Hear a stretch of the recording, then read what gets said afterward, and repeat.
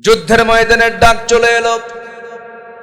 এই মুসাব বিন আমির রাদিয়াল্লাহু তাআলা আনহু যুদ্ধে ঝাঁপিয়ে পড়লেন, যুদ্ধে তিনি শাহাদাত বরণ করলেন। সাধারণত শহীদ যারা হয়, যুদ্ধে যারা নিহত হয়, তাদেরকে গোসল করানো হয় না। বিনা গোসলে রক্তাক্ত সেই কাপড়গুলো দিয়েই, পৃথক কোনো কাফনের কাপড় পরানো হয় না। সেই রক্তাক্ত কাপড়গুলো, যে কাপড়ে শহীদ হয়ে যায়, সেই কাপড়গুলো সেইভাবেই ধরে নিয়ে তাকে আস্তে করে কবরের দিকে নিয়ে যাওয়া হয়। কিন্তু মুসাব বিন আমিরের ওই যুদ্ধের ময়দানে যাওয়ার সময় কাপড় এত কম ছিল যে একটা শুধু চাদর মুড়ি দিয়ে কোনো মতো সতর ঢেকে তিনি যুদ্ধে অংশগ্রহণ করেছিলেন। যে লোকটা জীবনে একদিন একটা কাপড় পরলে দ্বিতীয় দিন সেই কাপড় পরতেন না, সেই লোকটার এই অবস্থা দেখে। শুধুমাত্র গায়ে একটা চাদর ছিল তার, সেই চাদরটা দিয়ে তিনি সতর ঢেকে যুদ্ধে সামিল হয়ে গেছেন, শাহাদাত বরণ করলেন। শহীদ যখন হয়ে গেলেন, সেই সময় দেখা গেল সাহাবীরা দাফন করবেন, কিন্তু দাফন করতে নিয়ে মাথা ঢাকলে পা ঢাকে না, পা ঢাকলে মাথা ঢাকে না। বুখারী শরীফের হাদিস এটা। পা ঢাকলে মাথা ঢাকে না, মাথা ঢাকলে পা ঢাকে না। এমন সময় এই সাহাবীর ব্যাপারে নবীর কাছে পরামর্শ চাওয়া হলো। রাসূল কেঁদে ফেলে বলছেন, আহারে আমার মুসাব আজকে এমন অবস্থায় দুনিয়া থেকে বিদায় হলো, তোমরা কি করবে আমি বলে দিচ্ছি। যে চাদর পরে এসে দুনিয়া থেকে বিদায় নিয়েছে, সেই চাদরের অংশটুকু দিয়ে তোমরা তার মাথাটা ঢেকে দাও, আর পায়ের অংশটুকুন ইসখির নামক ঘাস দিয়া, ইসখির নামক ঘাস দিয়া, পাটা ইসখির ঘাস দিয়া ঢেকে দিয়া তাকে দাফন করে দাও। আমার বন্ধুগণ, দিন কায়েমের সংগ্রাম করতে গিয়ে তারা কত ত্যাগ স্বীকার করেছেন। একজন সাহাবী দিন গ্রহণ করেছেন, দিন গ্রহণ করার কারণে পরিবার থেকে তাকে বিচ্ছিন্ন করা হলো, সন্তান থেকে তাকে বিচ্ছিন্ন করা হলো। আবু সালমা তার নাম। তিনি করলেন কি, কাফিরদেরকে বললেন, ও কুরাইশরা, তোমরা আমাকে সন্তান থেকে বিচ্ছিন্ন করলে। শ্বশুর বাড়ির লোকজন বউটাকে জোর করে ধরে নিয়ে চলে গেল।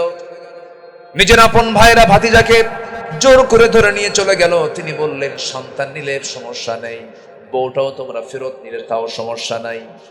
আমার সবচেয়ে বড় প্রিয় জায়গা হলো নবীর দরবার। আমি দুনিয়ার কোনো কিছুই পছন্দ করি না, আমার সবচেয়ে প্রিয় দরবার হলো আমার নবীর দরবার। জোরে কোন সুবহানাল্লাহ। সন্তান ছেড়ে দিয়া, পরিবার ছেড়ে দিয়া নবীর দরবারে চলে গেলেন। নবীর দরবার মদিনায় তিনি হিজরত করে চলে গেলেন। অথচ এই উম্মে সালমা এবং আবু সালমার মাঝে দারুণ দাম্পত্যময় জীবনে তাদের সুখ ছিল, খুব মহব্বত তাদের মাঝে ছিল। একদিন উম্মে সালমার স্বামীকে ডাক দিয়ে বলছেন, স্বামী আমার একটা কথা বলি কি? আমার স্বামী, আপনি মন খারাপ করবেন কিনা জানি না, কি বলেন? আমার স্ত্রী, আপনি বলেন আপনি কি বলতে চান। স্ত্রী, তুমি বলো।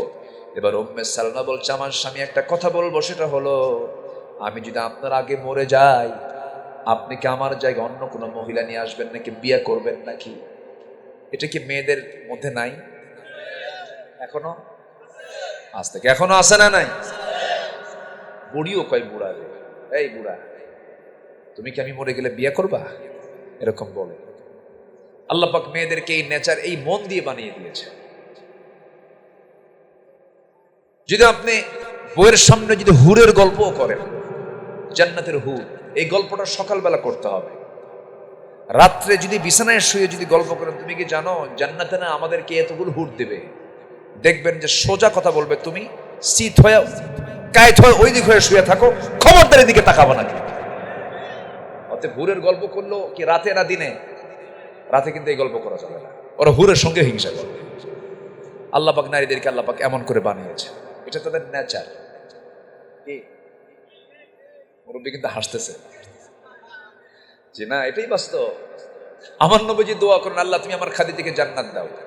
আম্মা জান আয়েশা বলেন, ইয়া রাসূলুল্লাহ, ওই বুড়ির জন্য এখনো কান্দা লাগে, আমরা কি নাই? আল্লাহু আকবার বলেন। এটা মেয়েদের নেচার। এটা উম্মে সালমা বললেন, আমার স্বামী, আমি যদি আপনার আগে মরে যাই, আপনি কি বিয়ে করবেন? আবু সালমা বললেন, আমার স্ত্রী, শোনো, তুমি আমাকে এমন প্রশ্ন করেছো, সেই প্রশ্নের জবাব আমি তোমার কাছ থেকে নেব, কারণ আমি তোমাকে দারুণ ভালোবাসি। তোমার মনে যা চায় আমি তাই করব, বলো। এবার স্ত্রী উম্মে সালমা বলছেন, আমার স্বামী, আমার মন চায় আমি যদি আপনার আগে মরে যাই, আমার বিকল্প, আমার জায়গায় অন্য কোনো স্ত্রীকে আপনি আনতে পারবেন না, আপনি বিয়ে করতে পারবেন না। আবু সালমা বলছেন, স্ত্রী আমার, ঠিক আছে, সিদ্ধান্ত নিলাম, যা এমনটা যদি হয়, তোমার মৃত্যু যদি আমার আগে হয়ে যায়, জীবনের দ্বিতীয় বিবাহ করব না। কিন্তু আমি তোমার জন্য এমনটা দোয়া করব না, উল্টা যদি হয়ে যায়, তোমার আগে আমার যদি মরণ হয়ে যায়, আমি যদি দুনিয়া থেকে বিদায় হই, তুমি যদি বিধবা হয়ে যাও, আমি তোমার জন্য এমন দোয়া করব না, আমি তার উল্টা দোয়া করব। আমি দোয়া করব আল্লাহর কাছে, আল্লাহ আমার উম্মে সালমার জন্য আমার চাইতে উত্তম স্বামী তুমি আল্লাহ জুটাইয়া দিও। আল্লাহর কাছে আবু সালমার দোয়া কবুল হয়ে গেছে। কার দোয়া? উত্তম দোয়াটা কার? স্বামীর দোয়াটা, এটা কবুল হয়ে গেছে। বিধবার বিয়ে হওয়াটা নিরাপদ কিনা বলেন? আজ থেকে নিরাপদ কিনা বলেন? ফিতনা থেকে বাঁচার জন্য কি এটা কি বিপদ না নিরাপদ? নিরাপদ। আল্লাহু আকবার। রাসূল বিয়ে করেছেন এবং আল্লাহ বিয়ে করতে বলেছেন, একাধিক বিয়ে করতে বলেছেন। কাকে? বুঝতে ভুল করে। বিয়ে করো তাদেরকে যারা একাধিক বিয়ে করতে চাও, যারা বিধবা, যারা তালাক প্রাপ্ত, যারা অসহায়, তাদেরকে একটা আশ্রয় দিয়ে দাও। এই জন্য ওইদিকে চিন্তা নাই, খেয়াল নাই, ধান্দা হলো অন্যদিকে বিয়ে করার। অন্যের বউ কেমনে নিয়ে আসা যায়, কি হ্যাঁ ঠিক আছে না?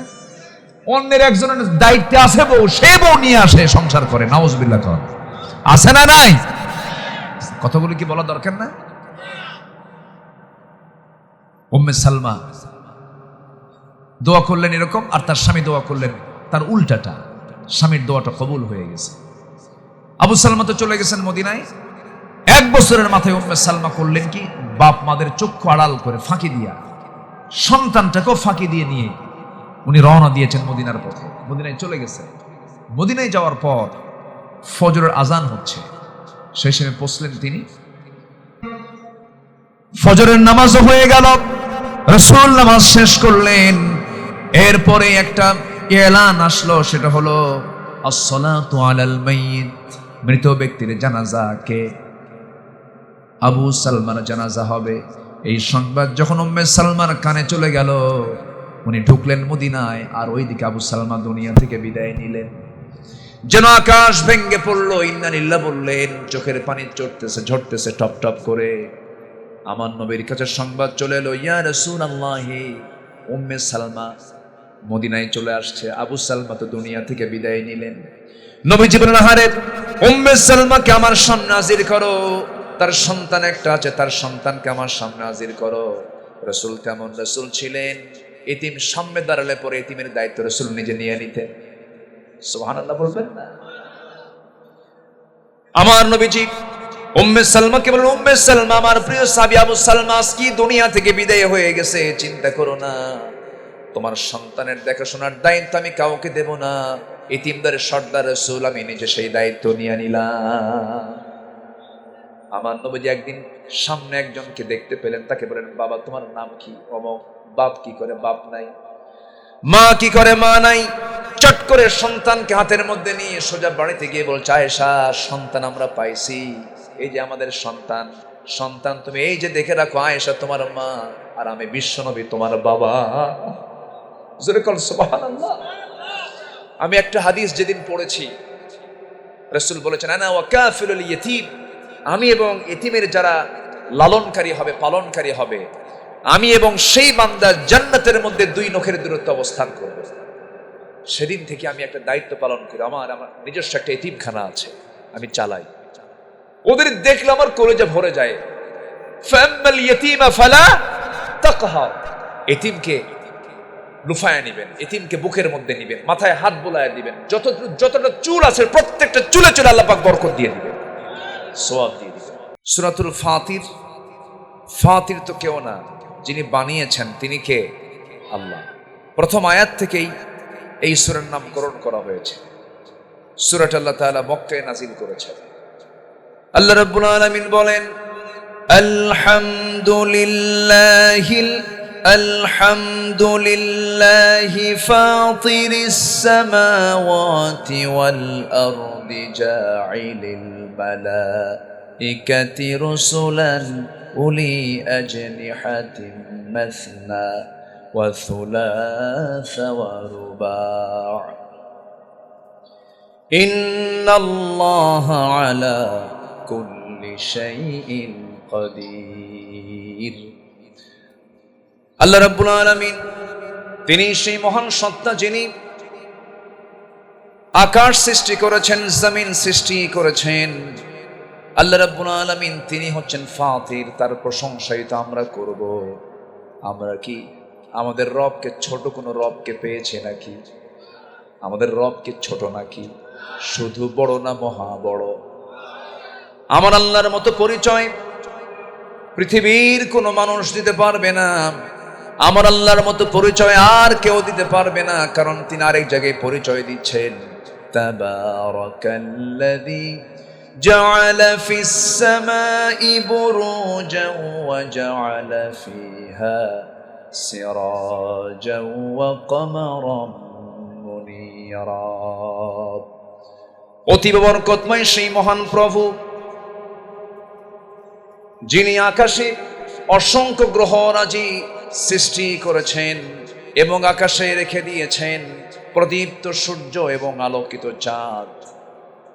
এমন বড় পরিচয় কেউ দিতে পারবেন? আল্লাহ পাক আরেক জায়গায় বলছেন, ওয়াহুয়াল্লাযী জাআলাল লাইলা ওয়ান নাহারা খিলফাতান লিমান আরাদা আন ইয়াযযাক্কারা আও আরাদা শুকুরা। তিনি সেই মহান প্রভু যিনি রাতের মধ্যে দিন ঢুকান, দিনের মধ্যে রাত ঢুকান। এই যে এখন শীতকাল চলতেছে, এখন রাত বড় না দিন বড়? কি বড়? রাত বড়। আবার গ্রীষ্মকাল যখন আসবে সেই সময় রাত বড় না দিন বড়? দিনকে বড় করে দিয়েছেন। এমন ক্ষমতা পৃথিবীর কারো আছে নাকি? এত বড় পরিচয় একমাত্র কার? সে আল্লাহ আমাকে এই কিতাব দিয়েছেন, আমাকে যা দিয়েছেন, আল্লাহ যত নিয়ামত দিয়েছেন, এর মধ্যে সবচেয়ে শ্রেষ্ঠ উপহার হলো যে কোরআন কিনে আজকের এই মাহফিলে কোরআন। জোরে বলুন সুবহানাল্লাহ। এটা যদি না থাকতো আমরা আমাদের রবকে চিনতে পারতাম না, জান্নাতের পথ আমরা খুঁজে পেতাম না। এই জন্য আল্লাহ রাব্বুল আলামিন একটা সূরার মধ্যে অসংখ্য নিয়ামতের কথা বলেছেন, বারবার প্রশ্ন করেছেন, নিয়ামতের বর্ণনা দিয়েছেন আর প্রশ্ন করছেন বান্দাকে। যারা পারেন ঠোঁট মিলিয়ে বলুন, ফাবিআইয়ি আলাই রাব্বিকুমা তুকাযযিবান। তুমি তোমার রবের কোন কোন অবদানকে অস্বীকার করবে? আল্লাহ রাব্বুল আলামিন এই সূরা রহমানের শুরুতে রহমান শব্দ প্রয়োগ করে তার নামটা নিয়ে তিনি 2 নম্বর আয়াতে বলেছেন, কোরআনের কথা তিনি বলছেন, আর রহমান আল্লামাল কুরআন খালাকাল ইনসানা আল্লামাহুল বায়ান। জোরে বলুন আল্লাহু আকবার। রহমান কে? রহমান কে? কোরআন শিক্ষা দিয়েছেন তিনি কে? কোরআন তো তিনি শিখিয়েছেন। আমার বন্ধুগণ, সেই মহান রব্বুল আলামিন আমাকে শুধু কোরআনটা দেন নাই, কোরআনটাকে বোঝার জন্য, জানার জন্য একজন বাস্তব প্র্যাকটিক্যাল একটা আদর্শ আমার আপনার সামনে প্লেস করেছেন, যার চরিত্র হলো কানা খুলুকুহুল কোরআন। তার চরিত্র ছিল কোরআন। আমার আপনার জন্য শুধু কোরআনটা দেন নাই, এই কোরআনের বাস্তব রূপ যাকে আল্লাহ পাক বানিয়েছেন তিনি হচ্ছেন জনাবে মুহাম্মদুর রাসূলুল্লাহ সাল্লাল্লাহু আলাইহি সাল্লাম। জোরে বলি আলহামদুলিল্লাহ। রাসূলকে পেয়েছি আমরা, শুকরিয়া আদায় করব না? তাহলে লিডার পেয়েছি আমরা। কোরআন শুধু আমরা যদি পড়ি থিওরিক্যাল হলো, আর কোরআনকে যদি আমরা প্র্যাকটিক্যালি নিয়ে যাই একজন মানুষের জীবনে, তিনি কে?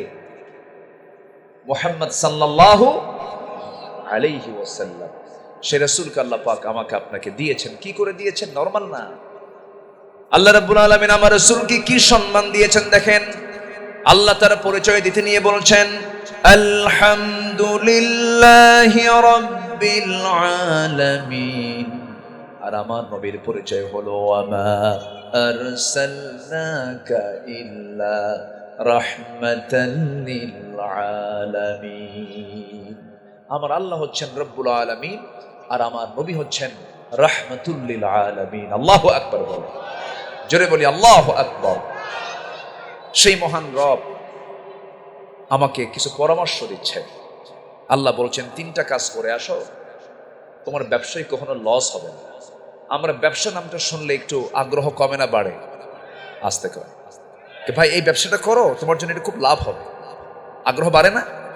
ব্যবসা নাম শুনলেই কিন্তু একটা আগ্রহ সৃষ্টি হয়। আল্লাহ পাক তিজারা শব্দটা প্রয়োগ করেছেন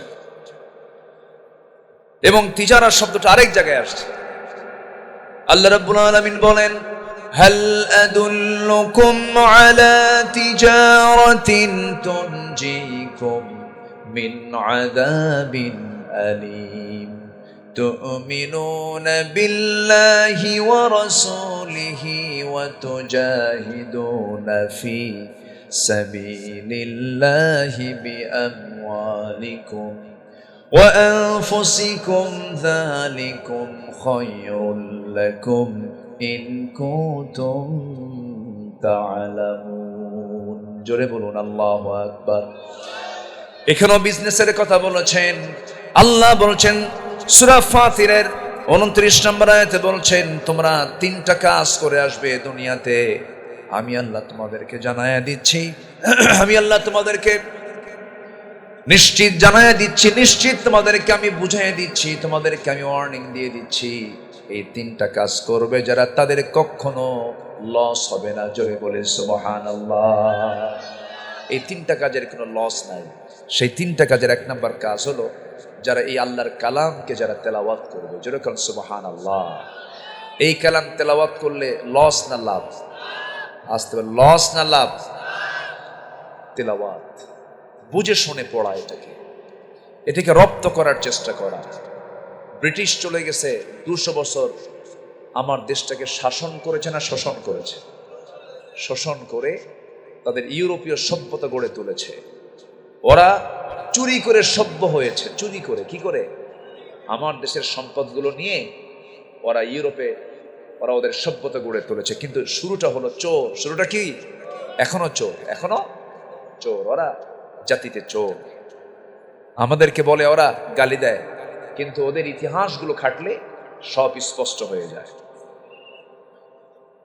সেই ব্রিটিশরা এদেশের মুসলমানদেরকে ইসলাম থেকে দূরে রাখার জন্য বিভিন্ন সিলেবাস প্রণয়ন করেছে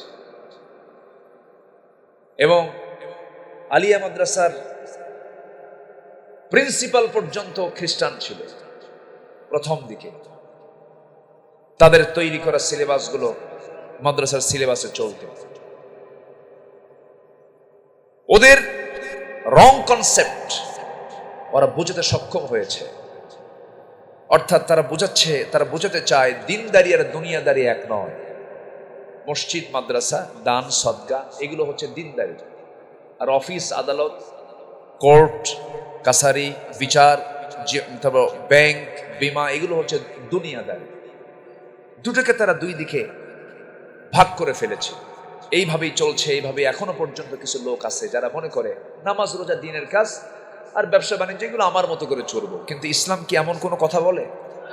ইসলামের সব কিছু আছে না নাই? আস্তে, ইসলামের সব কিছু আছে না নাই? সব কিছু আছে, কোনো কিছু বাদ দেননি আল্লাহ পাক। আপনি ব্যবসা করবেন কেমনে তাও আছে, আপনি দেশ চালাবেন কেমনে তা আছে, আপনি ব্যাংক চালাবেন কেমনে তা আছে, ক্যান্টনমেন্ট চালাবেন কেমনে তাও আছে, ঠিক কিনা? সব আছে। আমরা আমার দেশে সেই দিনই শান্তির বাতাস আমরা অনুভব করব যেদিন আমরা দেখতে পাবো বাইতুল মুকাররমের ইমাম বেতনভুক্ত না হয়ে বঙ্গভবনের বাসিন্দা যেদিন বাইতুল মুকাররমের ইমাম হবে। কথা কি বুঝতেছেন? বঙ্গভবনে কে থাকে? কি আমার কথা কি বুঝতেছেন আপনারা? বঙ্গভবনের বাসিন্দা যখন বাইতুল মুকাররমের খতিব হবেন, একই ব্যক্তি যেদিন হবেন, যেদিন দেখতে পাবো বাংলার জমিনে যে বঙ্গভবন থেকে ওই বাসিন্দা গিয়ে বাইতুল মুকাররমের খুতবা দিচ্ছে, সেই চিত্র না আসা পর্যন্ত বাংলার জমিনে আমরা কোনোদিন শান্তির বাতাস আমরা দেখতে পাবো না। কথা ক্লিয়ার? কথা কি বোঝা গেল? কোরআনকে আমরা ওই জায়গা পর্যন্ত নিতে চাই। সবাই রাজি আছেন তো ইনশাআল্লাহ? এখন তার রাজাকের বলে গালি দেওয়ার কেউ নাই। শেষ। ওই কার্ড আর চলে না, বরঞ্চ রাজাকার শব্দকে আল্লাহ পাক ব্র্যান্ড বানায় দিয়েছে। আমি কে, তুমি কে। 16 বছর এই কাহিনী তারা করেছে, অনেক কিছুই তারা করেছে, কিন্তু আল্লাহ পাক তার খেলা, আল্লাহ পাকের যে প্ল্যান, আল্লাহ পাকের যে পরিকল্পনা, পৃথিবীর কেউ কি তার সাথে পারবে? আসতে বলবেন না পারবে। কোন গোয়েন্দা জানতো না। আপনি ডিজেফাই বলেন, এনএসআই বলেন, এসবি বলেন, ডিবি বলেন, র বলেন, গোটা পৃথিবীর সমস্ত গোয়েন্দা সংস্থা কেউ এটা কখনো মাথায় নেয়নি যে এই সিচুয়েশন তৈরি হবে। এই অসম্ভবকে সম্ভব করেছেন তিনি আমার কে। আসতে বলবেন না তিনি আমার কে। আজকে দেখি আপনাদের কিছু নেতা যারা জুলুম করেছিল, বিশেষ করে নারায়ণগঞ্জের এক তাহাজ্জুদ গুজারকে দেখলাম আজকে কোথায় যেন, কি বুঝতেছেন তো? তাহাজ্জুদ গুজার দেখি যে সে এখন ওমরায় আছে। এত হিম্মত, এত সাহস, কিভাবে বলে ফেললো, কি অহংকার বলে ফেললো যে রাজাকারের নাতিপুতিরা চাকরি পাবে। বলছে না, বলছে না, বলছে না। এটা কি বিনয়ের কথা না অহংকারের কথা? বিনয় না অহংকার। অহংকার আসবে যার, পতন হবে তার। এক দৌড়ে দিল্লি চলে গেছে। এক দৌড়ে কোথায় গেছে? দিল্লি। তাহলে এখান থেকে বোঝা গেল যা চলছে ওই হিন্দুস্তানের দিল্লির প্রেসক্রিপশনেই চলেছে।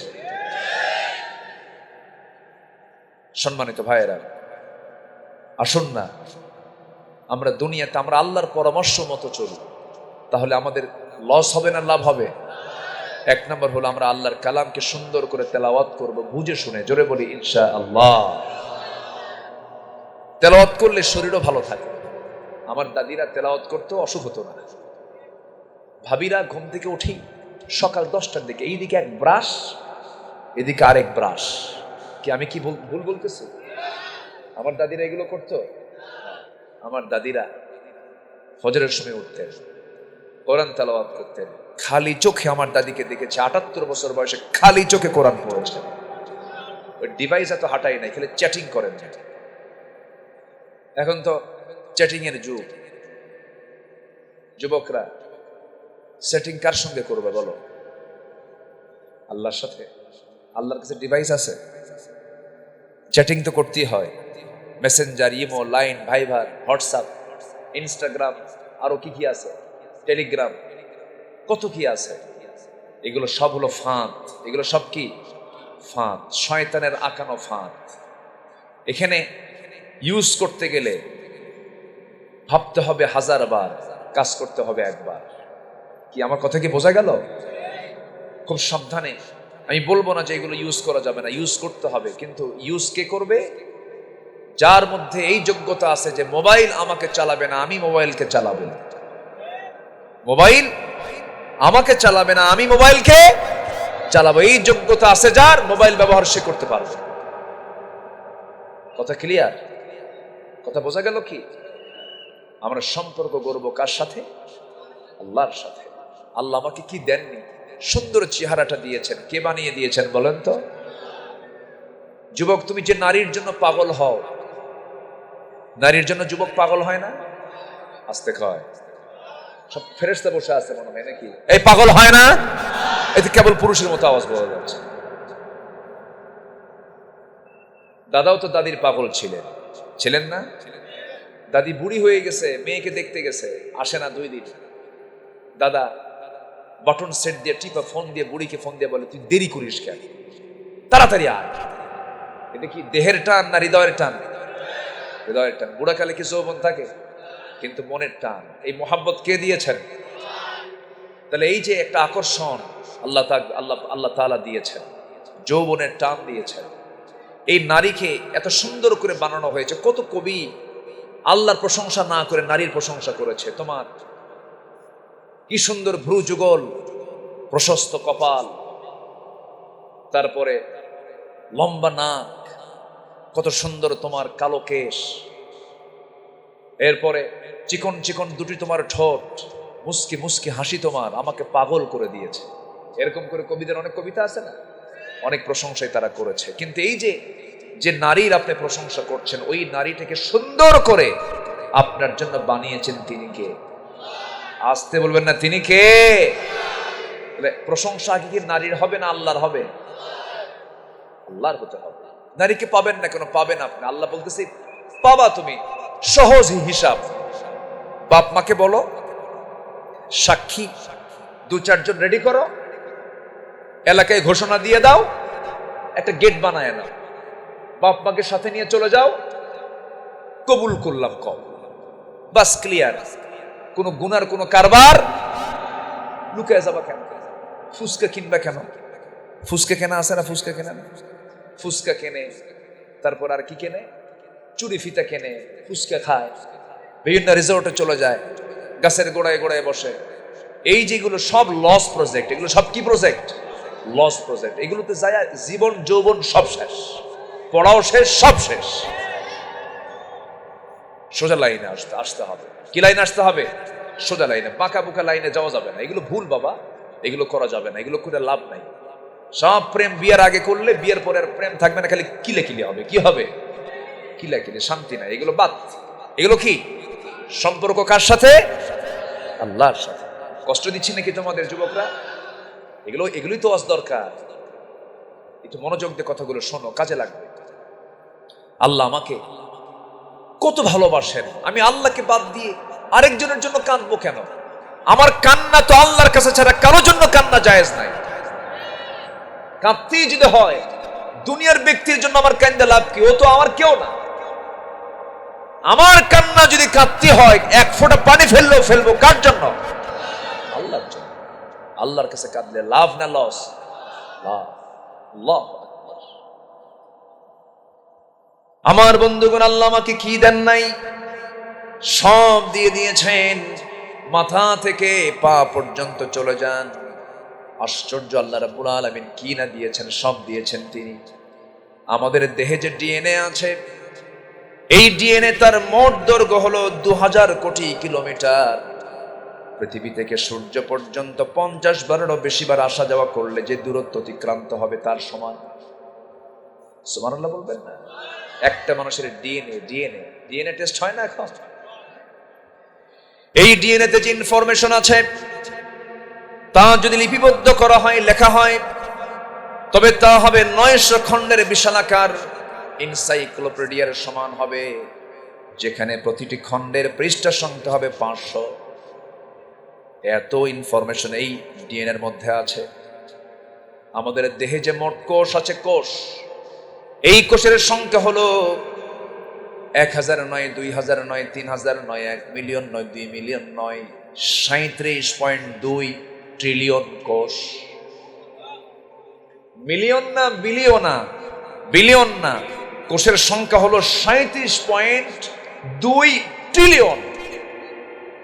জোরে বলি সুবহানাল্লাহ। ওই সমস্ত কোষগুলো সক্রিয় হয়ে সে কি করে? চেহারার সৌন্দর্য বাড়ানোর জন্য বিভিন্নভাবে সে কাজ করতে থাকে। ঘুম থেকে ওঠা মাত্র তার চেহারা আরো সুন্দর হয়ে যায়। যেরকম সুবহানাল্লাহ। যেটাকে মেয়েরা কি করে, কি যেন করে? মেকআপ যে করে, এই মেকআপের দায়িত্বের জন্য আল্লাহ রাব্বুল আলামিন একটা এক্সট্রা একটা বাহিনী রেখেছেন, যেন বান্দার চামড়ায় যদি কোনো সমস্যা হয় এটা যেন ঠিক হয়ে যায়। আল্লাহু আকবার বলুন। সম্মানিত ভাইরা, আমাদের দেহে যে ব্লাড সেল আছে, ব্লাড ভেসেল, এটা হলো 97 কিলোমিটার লম্বা, 42 বিলিয়ন ব্লাড ভেসেল আছে। এর সংখ্যা হলো 42 বিলিয়ন এবং লম্বা হচ্ছে 97,000 কিলোমিটার লম্বা। মাত্র 1 হাত লম্বা হেডফোন, তারওয়ালা হেডফোন 1 হাত লম্বা, যদি পকেটে থুয়ে দেন, 1 প্যাঁচ লাগে না, বহু প্যাঁচ লাগে। ওই প্যাঁচ ছাড়াতেই কাম সারা, মাত্র 1 হাত তার। আর আল্লাহ রাব্বুল আলামিন ব্লাড ভেসেল রেখেছেন 97,000 কিলোমিটার লম্বা, কোনোদিন কোথাও কোনো পেঁয়াজ লাগে। জোরে বলি সুবহানাল্লাহ। কে বানিয়েছেন? আল্লাহ বানিয়েছেন। সে আল্লাহ বলছেন, বান্দা আমাকে বলো কেন? হাড়ের সংখ্যা দিয়েছেন 206। গোটা দেহের মানুষের হাড়ের সংখ্যা কত? 206। পেশি সংখ্যা 639। কিডনি একটা না দুইটা? একটা দিলে বাঁচে না মানুষ? কটা দিয়েছেন? কি দয়া করে না এমনি দিছেন? বলেন বলেন। দয়া করে দিছে। একটা যদি হঠাৎ অকেজো হয়ে যায়, অটোমেটিক যেন আরেকটা দিয়ে চলতে পারে। জোরে বলি সুবহানাল্লাহ। আচ্ছা, দুধ দাঁতের সংখ্যা মার পেট থেকে যখন আসে কয়েকদিন পর দুধ দাঁতের সংখ্যা হলো 20টা, পাজর সংখ্যা হলো 24। পাজর সংখ্যা কয়টা? 24।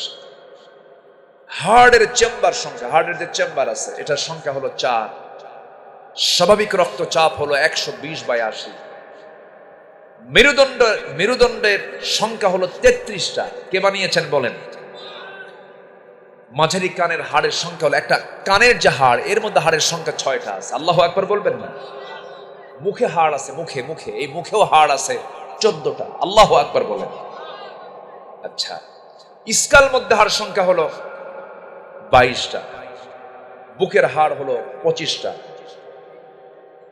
এরকম করে আল্লাহ রাব্বুল আলামিন বান্দার প্রত্যেকটা জায়গায় যেটা যেখানে যা দরকার সুন্দর করে বানিয়ে দিয়েছেন। তিনি আমার কে? মানুষের যে একটা বাহু, এই বাহুতে পেশির সংখ্যা আছে 72টা। হৃদয়ের পাম্প যে করে, হার্ট পাম্প করে না, এই পাম্পের সংখ্যা হলো 2টা। আচ্ছা, বৃহত্তম অঙ্গ যেটা মানুষের সবচেয়ে বড় অঙ্গ হচ্ছে চামড়া। সবচেয়ে বড় অঙ্গ কি? চামড়া। এই চামড়াটা সবচাইতে বড়, সবচাইতে বড়।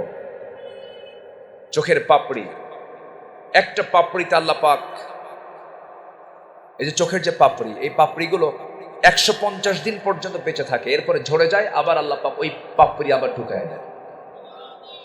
কেউ তো সুবহানাল্লাহ বলবেন না? কোন মহিলার চোখে যদি পাপড়ি না থাকে সুন্দর লাগবে? চোখে ভ্রু না থাকলে সুন্দর লাগবে? ভ্রুটা দিয়েছেন কে? আর ভ্রু কাইটে আউট করলো কে? আউট করছে মানুষে। ভ্রু কি দিয়েছেন আল্লাহ পাক কাটার জন্য? ভ্রু কাটে। ভ্রু কাটলে চোখ যায়, ভ্রু কাটলে ক্যান্সার হয়, ভ্রু কাটলে স্কিন ক্যান্সারও হতে পারে, তার এমনকি সে পাগলও হয়ে যেতে পারে। মানুষ আল্লাহর সৃষ্টিগুলোর একটু গভীর চিন্তা করে না? আল্লাহ পাক কি সুন্দর করে সব বানিয়ে দিয়েছেন। আমার বন্ধুগণ, আল্লাহ রাব্বুল আলামিন এই জন্য বলছেন, বান্দারে কোথাও তাকানোর দরকার নাই। তোমার 3.5 হাত বডির দিকে তুমি তাকায় দেখো, আমাকে চেনার জন্য দূরে যাওয়া লাগবে না। ওয়াফি আনফুসিকুম আফালা তুবসিরুন। জোরে বলুন আল্লাহু আকবার। এই যে মাহফিল ওঠার আগে বাসায় ছিলাম, মুরব্বির আমাকে খাওয়ালেন ফলমূল। কিসের কুল ওগুলো? বড়ই, আপেল কুল না? হ্যাঁ, সুন্দর। হ্যাঁ, বড়ই কুল। হ্যাঁ, এই যে বড়ই কুল খাওয়ালেন। আবার দেখি পটেটো, কি ক্যাকার্স নাকি ওটা, কিছু পটেটো খাওয়ালেন। পটেটো খেলাম। জিব্বা কয়টা বলেন? আস্তে করে, জিব্বা কয়টা? যদি এরকম সিস্টেম না করে, যদি নাট বল্টু সিস্টেম হতো, আপেল খাবা একটা জিব্বা, গরু গোশত খাবার একটা জিব্বা, তাহলে মোটামুটি মাহফিল আসলে পরে ব্যাগের মধ্যে কাপড় চোপড় নেওয়ার আগে আগে নাও লাগতো, কি বলে, কি নাও লাগতো বলে, যেহেতু মাহফিলে 8-10 পদের তো খাবার দেয়। হুজুররা নাকি খাবার পায় না, হুজুররা নাকি না খায় থাকে। খাবো কখন? সেই হুঁশই তো থাকে। চোখ বন্ধ করে সন্তানদের মাদ্রাসায় দিবেন, চোখ বন্ধ করে আলেম বানাবেন। এখন আমার দেশের সবচেয়ে বড় চাহিদা হলো নৈতিকতার মান নিম্নমুখী হয়েছে। জাতির চরিত্র এখন সুন্দর করার সময় এসেছে। এখন মাদ্রাসায় দিয়ে ডিসি হয়ে হবে কি? ভাত দেয় না বাপরে। হ্যাঁ, ডাক্তার হয়ে হবে কি? বাপরে খবর নেয় না, বৃদ্ধাশ্রমে পাঠায়। কি করবেন আপনি? আজান দিচ্ছে, দেখ আজান দিক। এশার নামাজের রক্ত একটু বেশি থাকে না? আলোচনা চালাই, জোরে বলি ইনশাআল্লাহ। আপনাদের থানার নাম কি? লোকাল ভাষা কর, দাগুনিয়া। হ্যাঁ, আরেকটা আছে সলনাইয়া। ছাগল না, সল মাইয়া, ফেনি না, হেনি, HENI, এফ বাদ, বাড়ি কোনাই, হেনি। আপনাদের ভাষার মধ্যে একটা সৌন্দর্য আছে, বলি আলহামদুলিল্লাহ। এই মজা পেয়েছি মার মুখ থেকে, আলহামদুলিল্লাহ। সব ভাষার মালিক কে? আজান দিক, দুই একজন উত্তর দেন, আমি আলোচনাগুলো চালায় সামনের দিকে আগায় যাই। সাবজেক্ট আমরা শেষ করে আমি, জি ইনশাআল্লাহ, আল্লাহ কবুল করুন, জোরে বলি আমিন। তাহলে আমাকে খুঁজতে হবে আল্লাহকে চেনার জন্য আগে কার দিকে? নিজের দিকে তাকাতে হবে। আমরা তো চামড়া শুধু দেখি, সাদা চামড়া কালো চামড়া না, এটা কোনো বিষয় নয়। যে সুন্দরী মেয়ে তুমি নিতে চাও, যে সুন্দর পুরুষ তুমি নিতে চাও, যুবক, বয়স যখন 40 হবে সেই সময় সুন্দর লাগে না চরিত্র লাগে, ব্যবহার লাগে? বাহ্যিক সৌন্দর্যের আনন্দ কিছু মুহূর্ত থেকে যায়, কিন্তু আসল সৌন্দর্য হলো ভিতরেরটা। আহমদ ইবনে হাম্বল নামে একজন বড় আল্লাহওয়ালা ছিলেন। বিয়ের সময় হয়ে গেল। বিয়ের সময় যখন হয়েছে, তিনি বললেন, অমুক বাড়িতে 2টা মেয়ে আছে, 2টা বোন আছে, তারা দেখো তো, প্রস্তাব নিয়ে যাও, দেখো তো ওই বাড়ির ওই 2টা মেয়ের মধ্যে যে কোনো একটা মেয়েকে আমি বিয়ে করতে রাজি আছি। খোঁজ খবর না, মুরব্বীদেরকে জানায় দেওয়া হলো। সব রিপোর্ট নিয়ে এসে যখন সে আল্লাহওয়ালাকে বলা হলো, আহমদ ইবনে হাম্বলকে বলা হলো, তিনি বললেন, দেখো তো তাকওয়ার দিক থেকে কে ভালো? বলল যে যার তাকওয়া আছে সে একটু অসুন্দর দেখতে, তেমন সুন্দর না, একটু কালো হবে, কিন্তু যার সৌন্দর্য বেশি তার মাঝে তাকওয়া কম। সঙ্গে সঙ্গে তিনি রায় দিলেন, আমার স্ত্রী সেই হবে যার মধ্যে তাকওয়া ভালো। আলহামদুলিল্লাহ বললেন না? যুবক, তোমাদের কিন্তু আমি সব শিখাই দিচ্ছি, তোমরা তো আমাকে ধন্যবাদ দেওয়ার কথা। কি রাগ করতেছো তোমরা? লিপস্টিক মার্কে নিয়ে আসবা, শান্তি পাবা না কিন্তু। কি ঠিক কিনা? লিপস্টিক মার্কে নেওয়া যাবে না। মাথার চুল ছেড়ে দেওয়া, ঠোঁট লাল টকটকা, লাল শাড়ি পরে হুন্ডার পিছন দিয়ে বয়ফ্রেন্ড নিয়ে ঘোরে, আসে না নয়?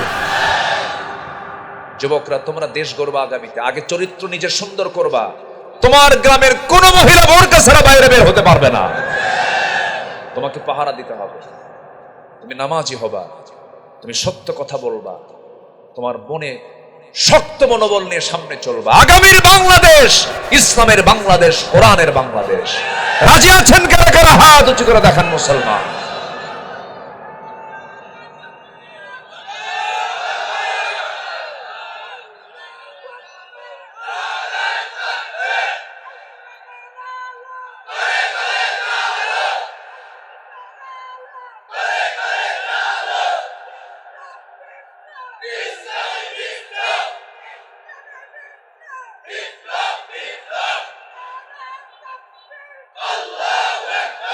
আল্লাহ কবুল করুন, জোরে বলি আমিন। আমি খুবই আনন্দিত, উজ্জীবিত, আমি খুবই আনন্দ পাচ্ছি যুবক আজকের মাহফিলে বেশি, আলহামদুলিল্লাহ। তুমি কি জানো, তুমি দাগন ভুঁইয়ার যুবক, এখানে যারা বসে আছো, তোমরা যে কজন বসে আছো, এই কজন যদি স্ট্রেট হও, ওয়াকুলু কওলান সাদীদা, ইত্তাকুল্লাহ, তাকওয়া নিয়ে, সততা নিয়ে যদি সামনে আগাও, গোটা দাগন ভুঁইয়ার নেতৃত্বে তোমরা এগিয়ে যাবে, তোমরা দাগন ভুঁইয়ার পরিবর্তন আনতে পারবে।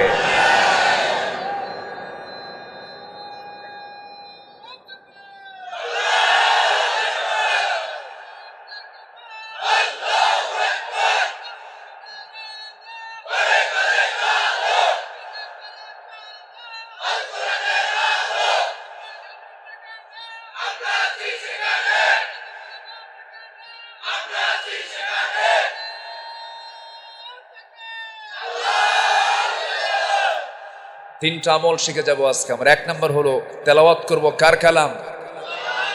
এই কিতাবের সঙ্গে সম্পর্ক যার বেশি, আল্লাহর সঙ্গে সম্পর্ক তার বেশি। এই কোরআনকে যে বুকে নেয়, এই কোরআনকে যে সাথে নেয়, এই কোরআনকে যে নিয়ে ব্যক্তি জীবন চালায়, সমাজ চালাতে চায়, পরিবার চালাতে চায়, রাষ্ট্র চালাতে চায়, তারাই হলো পৃথিবীর সবচেয়ে সফল বান্দা। আমরা কিতাবকে নিয়ে থাকবো, জোরে বলি ইনশাআল্লাহ, জোরে বলি ইনশাআল্লাহ। নাম্বার 2, ওয়া আকামুস সালাহ, যারা নামাজ কায়েম করবে। যারা কি কায়েম করবে? আমার নবীজি নামাজ কায়েম করেন নাই? নামাজ কায়েমের সংগ্রাম করেন নাই?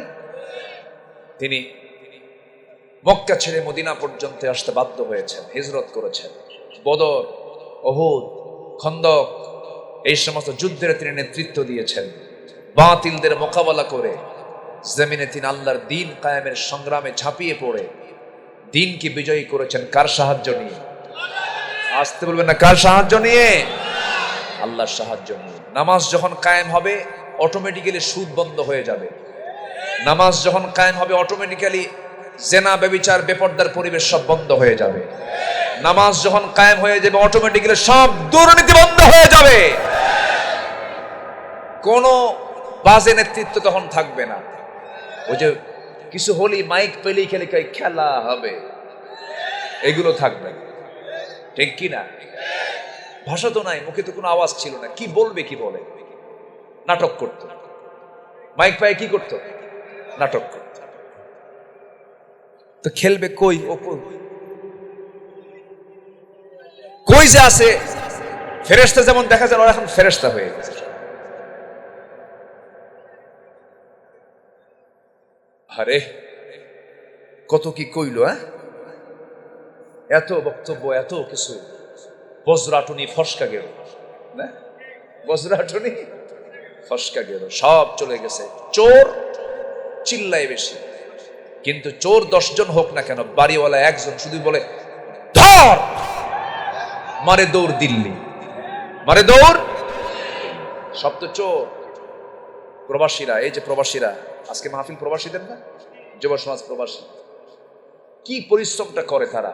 আল্লাহ, কি পরিশ্রম তাদের! আধুনিক মালয়েশিয়াকে সাজিয়ে দিয়েছে আমার দেশের শ্রমিকরা। ওই যে পেট্রোনাস টুইন টাওয়ার, গোটা মালয়েশিয়ার যে ডেভেলপমেন্ট, এই সমস্ত ডেভেলপমেন্টের সবচেয়ে বেশি শ্রমিকের কাজ করেছে বাংলাদেশের মানুষরা। দুবাইকে বুর্জ খলিফা সহ দুবাইকে আধুনিক দুবাই বানিয়ে দিয়েছে আমার দেশের শ্রমিকরা। এত কষ্ট করে দেশে টাকা পাঠায়, রেমিটেন্স, আর এই চোররা সবগুলো আবার পাঠায় দেয় বাইরে। কে আছে না? নাই। প্রবাসী শত্রু, প্রবাসী শত্রু আমাদের। প্রবাসী আমাদেরকে কত উন্নত করেছে আমাদের, আলহামদুলিল্লাহ বলে। অথচ প্রবাসী শ্রমিকরা কত কষ্ট করেছে, অশিক্ষিত দেশকে আগায় দিল।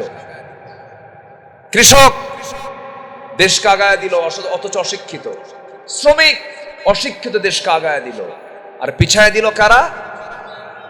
ওই সমস্ত লোকগুলো যারা কলমের খোঁচা দিয়া শিক্ষিত নামের কলঙ্ক, আখিরাতের ভয় হৃদয়ে লালন না করে জনগণের টাকা লোপাট করে বাইরে তারা পাচার করেছে। তাদের মুখে দেশপ্রেম মানায়? সব নেতৃত্ব বাদ দেবো আমরা, ওগুলো বাদ। সব ঠকছি আমরা, জীবন আর ঠকবো না। জোরে বলি ইনশাআল্লাহ, আরো জোরে বলি ইনশাআল্লাহ। আমরা ঠকতে রাজি না। আমরা এখন নেতৃত্ব চাই, হলো মূল নেতৃত্ব মুহাম্মদ সাল্লাল্লাহু। কেউ আসলে বলবে তুমি কি রাসূলের দল করো? হ্যাঁ করি, ওয়েলকাম। রাসূলের দল করো না? পায়ের তলে কি থাকে? পায়ের তলে কি থাকে একদম দেখায় দিবেন। রাসূলের দল করলে আসো, ওয়েলকাম। নবীর দল করো না, ভাগো।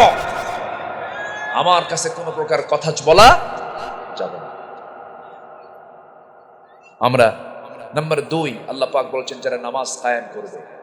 নামাজ কায়েমের সংগ্রাম করতে গিয়ে সাহাবীরা তাজা প্রাণ ঢেলে দিয়েছেন, বাড়িঘর ছেড়েছেন। একজন সাহাবীর নামটা মনে আসলে এই মুহূর্তে, মুসআব বিন আমির রাদিয়াল্লাহু তাআলা। এই সাহাবীটা খুব বিলাসী ছিলেন, অভিজাত ফ্যামিলির সন্তান ছিলেন।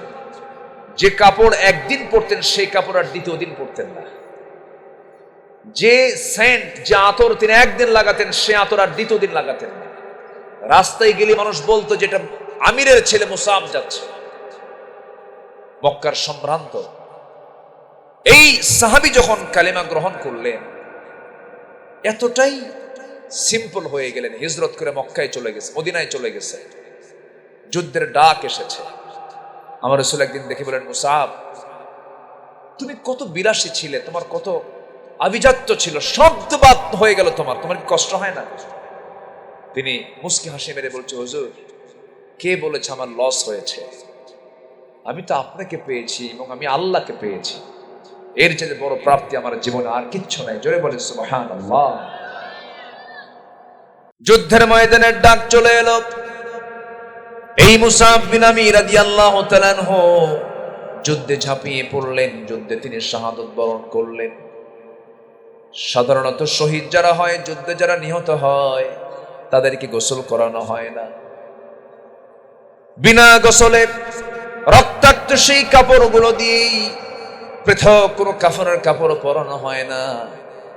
সেই রক্তাক্ত কাপড়গুলো, যে কাপড়ে শহীদ হয়ে যায়, সেই কাপড়গুলো সেইভাবেই ধরে নিয়ে তাকে আস্তে করে কবরের দিকে নিয়ে যাওয়া হয়। কিন্তু মুসআব বিন আমিরের ওই যুদ্ধের ময়দানে যাওয়ার সময় কাপড় এত কম ছিল যে একটা শুধু চাদর মুড়ি দিয়ে কোনো মতো সতর ঢেকে তিনি যুদ্ধে অংশগ্রহণ করেছিলেন। যে লোকটা জীবনে একদিন একটা কাপড় পরলে দ্বিতীয় দিন সেই কাপড় পরতেন না, সেই লোকটার এই অবস্থা দেখেন। শুধুমাত্র গায়ে একটা চাদর ছিল তার, সেই চাদরটা দিয়ে তিনি সতর ঢেকে যুদ্ধে সামিল হয়ে গেছেন, শাহাদাত বরণ করলেন। শহীদ যখন হয়ে গেলেন, সেই সময় দেখা গেল সাহাবীরা দাফন করবেন, কিন্তু দাফন করতে নিয়ে মাথা ঢাকলে পা ঢাকে না, পা ঢাকলে মাথা ঢাকে না। বুখারী শরীফের হাদিস এটা। পা ঢাকলে মাথা ঢাকে না, মাথা ঢাকলে পা ঢাকে না। এমন সময় এই সাহাবীর ব্যাপারে নবীর কাছে পরামর্শ চাওয়া হলো। রাসূল কেঁদে ফেলে বলছেন, আহারে আমার মুসআব আজকে এমন অবস্থায় দুনিয়া থেকে বিদায় হলো, তোমরা কি করবে আমি বলে দিচ্ছি। যে চাদর পরে এসে দুনিয়া থেকে বিদায় নিয়েছে, সেই চাদরের অংশটুকু দিয়ে তোমরা তার মাথাটা ঢেকে দাও, আর পায়ের অংশটুকু ইসখির নামক ঘাস দিয়া পাটা ইসখির ঘাস দিয়া ঢেকে দিয়া তাকে দাফন করে দাও। আমার বন্ধুগণ, দিন কায়েমের সংগ্রাম করতে গিয়ে তারা কত ত্যাগ স্বীকার করেছেন। একজন সাহাবী দিন গ্রহণ করেছেন, দিন গ্রহণ করার কারণে পরিবার থেকে তাকে বিচ্ছিন্ন করা হলো, সন্তান থেকে তাকে বিচ্ছিন্ন করা হলো। আবু সালমা তার নাম। তিনি করলেন কি, কাফিরদেরকে বললেন, ও কুরাইশরা, তোমরা আমাকে সন্তান থেকে বিচ্ছিন্ন করলে। শ্বশুর বাড়ির লোকজন বউটাকে জোর করে ধরে নিয়ে চলে গেল, নিজের আপন ভাইরা ভাতিজাকে জোর করে ধরে নিয়ে চলে গেল। তিনি বললেন, সন্তান নিলে সমস্যা নেই, বউটাও তোমরা ফেরত নিলে তাও সমস্যা নাই। আমার সবচেয়ে বড় প্রিয় জায়গা হলো নবীর দরবার। আমি দুনিয়ার কোনো কিছুই পছন্দ করি না, আমার সবচেয়ে প্রিয় দরবার হলো আমার নবীর দরবার। জোরে কোন সুবহানাল্লাহ। সন্তান ছেড়ে দিয়া, পরিবার ছেড়ে দিয়া নবীর দরবারে চলে গেলেন। নবীর দরবার মদিনায় তিনি হিজরত করে চলে গেলেন। অথচ এই উম্মে সালমা এবং আবু সালমার মাঝে দারুণ দাম্পত্যময় জীবনে তাদের সুখ ছিল, খুব মহব্বত তাদের মাঝে ছিল। একদিন উম্মে সালমার স্বামীকে ডাক দিয়ে বলছেন, স্বামী আমার একটা কথা বলি কি? আমার স্বামী, আপনি মন খারাপ করবেন কিনা জানি না, কি বলেন? আমার স্ত্রী, আপনি বলেন আপনি কি বলতে চান। স্ত্রী, তুমি বলো। এবার উম্মে সালমা বলছে, আমার স্বামী একটা কথা বলবো, সেটা হলো আমি যদি আপনার আগে মরে যাই, আপনি কি আমার জায়গায় অন্য কোনো মহিলা নিয়ে আসবেন নাকি বিয়ে করবেন নাকি? এটা কি মেয়েদের মধ্যে নাই? এখনো আজ থেকে এখনো আসে না? নাই? বুড়িও কয় বুড়া রে, এই বুড়া, তুমি কি আমি মরে গেলে বিয়ে করবা? এরকম বলে। আল্লাহ পাক মেয়েদেরকে এই নেচার, এই মন দিয়ে বানিয়ে দিয়েছে। যদি আপনি বইয়ের সামনে যদি হুরের গল্পও করেন, জান্নাতের হুর, এই গল্পটা সকালবেলা করতে হবে। রাত্রে যদি বিছানায় শুয়ে যদি গল্প করেন, তুমি কি জানো জান্নাতে না আমাদেরকে এতগুলো হুর দেবে? দেখবেন যে সোজা কথা বলবে, তুমি শীত হয়ে কায়েত হয়ে ওই দিক হয়ে শুয়ে থাকো, খবরদার এদিকে তাকাবো না। অতএব হুরের গল্প করলো কি রাতে না দিনে? রাতে কিন্তু এই গল্প করা যাবে না, ওরা হুরের সঙ্গে হিংসা করবে। আল্লাহ পাক নারীদেরকে আল্লাহ পাক এমন করে বানিয়েছে, এটা তাদের নেচার। কি মুরব্বী কিন্তু হাসতেছে যে না, এটাই বাস্তব। আমার নবীজি দোয়া করেন, আল্লাহ তুমি আমার খাদিজাকে জান্নাত দাও। আম্মা জান আয়েশা বলেন, ইয়া রাসূলুল্লাহ, ওই বুড়ির জন্য এখনো কান্দা লাগে, আমরা কি নাই? আল্লাহু আকবার বলেন। এটা মেয়েদের নেচার। এটা উম্মে সালমা বললেন, আমার স্বামী, আমি যদি আপনার আগে মরে যাই, আপনি কি বিয়ে করবেন? আবু সালমা বললেন, আমার স্ত্রী শোনো, তুমি আমাকে এমন প্রশ্ন করেছো, সেই প্রশ্নের জবাব আমি তোমার কাছ থেকে নেব, কারণ আমি তোমাকে দারুণ ভালোবাসি। তোমার মনে যা চায় আমি তাই করব, বলো। এবার স্ত্রী উম্মে সালমা বলছেন, আমার স্বামী, আমার মন চায় আমি যদি আপনার আগে মরে যাই, আমার বিকল্প, আমার জায়গায় অন্য কোনো স্ত্রীকে আপনি আনতে পারবেন না, আপনি বিয়ে করতে পারবেন না। আবু সালমা বলছেন, স্ত্রী আমার, ঠিক আছে, সিদ্ধান্ত নিলাম, যা এমনটা যদি হয়, তোমার মৃত্যু যদি আমার আগে হয়ে যায়, জীবনের দ্বিতীয় বিবাহ করব না। কিন্তু আমি তোমার জন্য এমনটা দোয়া করব না, উল্টা যদি হয়ে যায়, তোমার আগে আমার যদি মরণ হয়ে যায়, আমি যদি দুনিয়া থেকে বিদায় হই, তুমি যদি বিধবা হয়ে যাও, আমি তোমার জন্য এমন দোয়া করব না, আমি তার উল্টা দোয়া করব। আমি দোয়া করব আল্লাহর কাছে, আল্লাহ আমার উম্মে সালমার জন্য আমার চাইতে উত্তম স্বামী তুমি আল্লাহ জুটাইয়া দিও। আল্লাহর কাছে আবু সালমার দোয়া কবুল হয়ে গেছে। কার দোয়া? উত্তম দোয়াটা কার? স্বামীর দোয়াটা, এটা কবুল হয়ে গেছে। বিধবার বিয়ে হওয়াটা নিরাপদ কিনা বলেন? আজ থেকে নিরাপদ কিনা বলেন? ফিতনা থেকে বাঁচার জন্য কি এটা কি বিপদ না নিরাপদ? নিরাপদ। আল্লাহু আকবার। রাসূল বিয়ে করেছেন এবং আল্লাহ বিয়ে করতে বলেছেন, একাধিক বিয়ে করতে বলেছেন। কাকে? বুঝতে ভুল করে।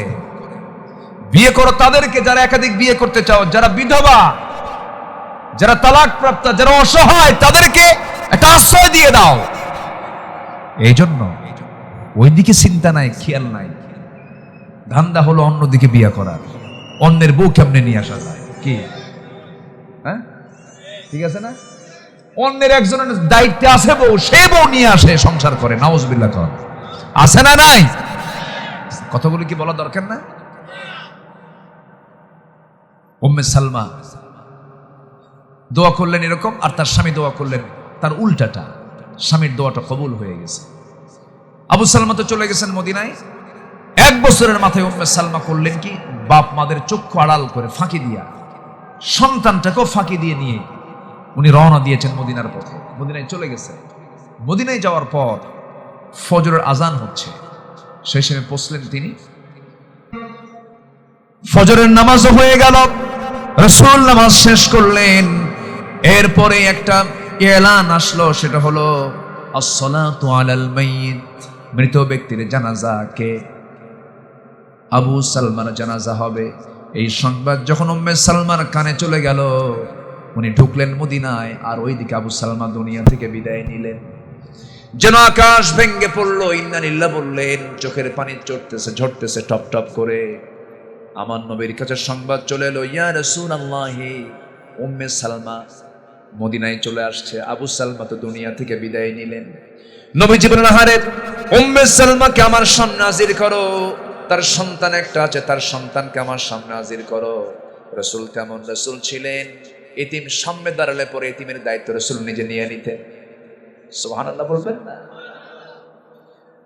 আমার নবীজি উম্মে সালমাকে বললেন, উম্মে সালমা, আমার প্রিয় সাহাবী আবু সালমা আজকে দুনিয়া থেকে বিদায় হয়ে গেছে, চিন্তা করো না, তোমার সন্তানের দেখাশোনার দায়িত্ব আমি কাউকে দেব না, এতিমদের সর্দার রাসূল আমি নিজে সেই দায়িত্ব নিয়ে নিলাম। আমার নবীজি একদিন সামনে একজনকে দেখতে পেলেন, তাকে বলেন, বাবা তোমার নাম কি? অমুক। বাপ কি করে? বাপ নাই। মা কি করে? মা নাই। চট করে সন্তানকে হাতের মধ্যে নিয়ে সোজা বাড়িতে গিয়ে বলছে, আয়েশা, সন্তান আমরা পাইছি, এই যে আমাদের সন্তান, সন্তান তুমি এই যে দেখে রাখো, আয়েশা তোমার মা, আর আমি বিশ্বনবী তোমার বাবা। জোরে বল সুবহানাল্লাহ। আমি একটা হাদিস যেদিন পড়েছি, রাসূল বলেছেন, আনা ওয়া কাফিলুল ইয়াতীম, আমি এবং এতিমের যারা লালনকারী হবে, পালনকারী হবে, আমি এবং সেই বান্দা জান্নাতের মধ্যে 2 নখের দূরত্বে অবস্থান করব। সেদিন থেকে আমি একটা দায়িত্ব পালন করি। আমার নিজস্ব একটা এতিমখানা আছে, আমি চালাই। ওদের দেখলে আমার কলেজে ভরে যায়। ফাম্মাল ইয়াতীমা ফালা তাকহার, এতিমকে লুফায়া নিবেন, এতিমকে বুকের মধ্যে নিবেন, মাথায় হাত বোলায়া দিবেন, যতটা চুল আছে প্রত্যেকটা চুলে চুলে আল্লাহ পাক বরকত দিয়ে দিবেন, সওয়াব দিয়ে দিবেন। এতিমের কথা কোরআনে একবার আসছে না, বারবার আসছে। ওয়ালা তাকরাবু মালাল ইয়াতীম, কত কথা আল্লাহ পাক এতিমের ব্যাপারে বলেছেন। কিন্তু আজকে লক্ষণীয় এটা, যার বাপ মরে যায় সে সন্তানটা হয় সমাজের সবচাইতে অবহেলিত, ঠিক কি না? তার দিকে মানুষ অবহেলার চোখে তাকায়। যে লোক এতিম সন্তানের দিকে অবহেলার চোখে তাকায়, আল্লাহ তাকে অবহেলার চোখে দেখবে।